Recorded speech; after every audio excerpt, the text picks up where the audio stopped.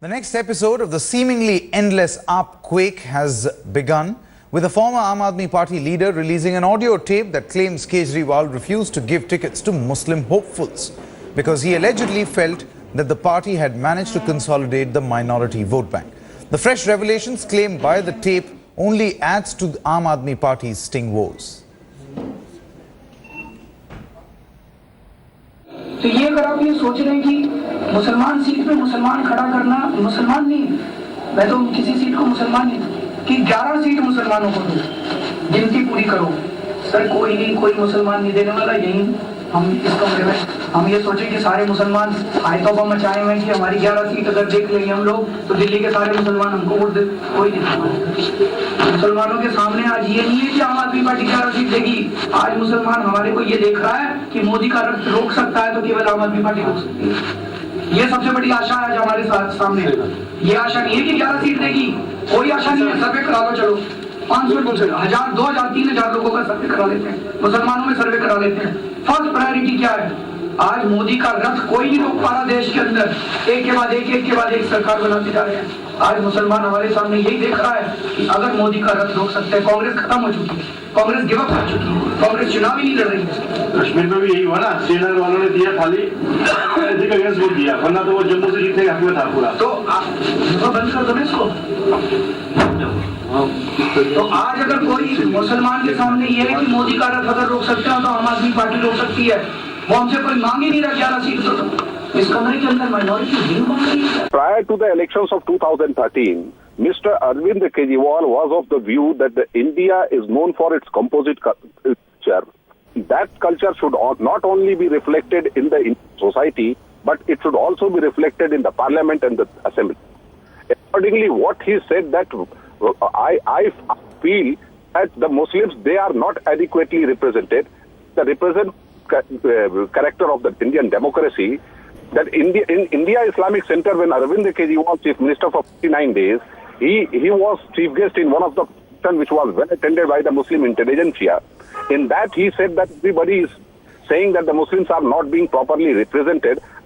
Accordingly, what he said that I will give 18 seats.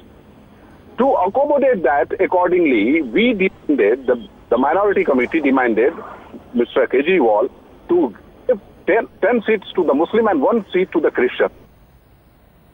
All right, we'll get you more on this particular story in just a short moment from now. But let's quickly now tell you the latest. A day after the audio sting against Arvind Kejriwal surfaced, a former Congress MLA claims to have a sting of Aam Aadmi Party leaders allegedly trying to poach him.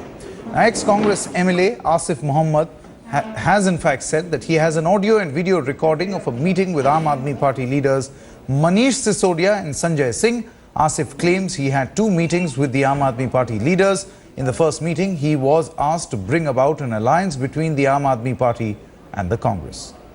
But failing to do so, he was allegedly offered a cabinet berth in the government for breaking the Congress. He claims to have a recording of this round of meeting.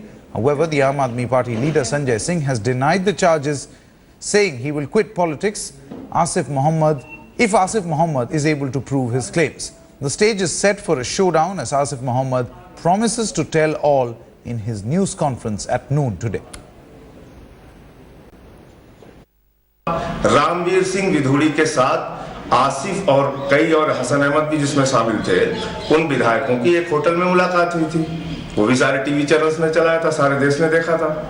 तो उनसे मिलके ये जानना जरूरी था कि उनकी क्या रणनीति चल रही है। तो आप ये कह रहे हैं कि जब यहाँ बीजेपी की सरकार बनने की कोशिशें चल रही थी, उस समय हम हाथ पे हाथ धरे बैठे रहते, हम किसी की योजना, किसी की रणनीति जानने की कोशिश। As the Aam Aadmi Party firefights another bout of charges made in sting operations, TV Today Network's managing editor Rahul Kanwal spoke to former Congress legislator Asif Mohammed. ये आप जो स्टिंग ऑपरेशन को जारी करने की धमकी दे रहे हैं, ये हमें समझ में नहीं आ रहा। आपके पास अगर वाकई में ऐसा स्टिंग ऑपरेशन है जिसमें आपके नेता कैमरे पर हैं हॉर्स ट्रेडिंग करते हुए, तो आप जारी करें ना। ये धमकी आप क्यों देते फिर रहे हैं? नहीं, ये धमकी नहीं है, असलियत है। अगर मैं नेशनल चैनल्स पे बैठकर ये दावा कर रहा हूं तो आप खुद समझिए कि जिम्मेदार आदमी हूं, कोई तो हकीकत होगी। 5-6 महीने पहले भी मैंने इलियास आजमी साहब जो पीएसी के मेंबर हैं, इनकी कोर कमेटी के मेंबर हैं, फाउंडर मेंबर हैं, उनका स्टिंग जहां वो आकर मुझे कन्विंस कर रहे हैं कि आम आदमी पार्टी की दोबारा से गवर्नमेंट बनवाइए। और मैंने ये बात कही है, आज से 5-6 महीने पहले भी कही थी कि ये 3 मीटिंग है, संजय सिंह के साथ 2 मीटिंग है और एक मनीष सिसोदिया जी ने अपने इन-लॉज के घर पे बुलाकर एक मीटिंग की थी।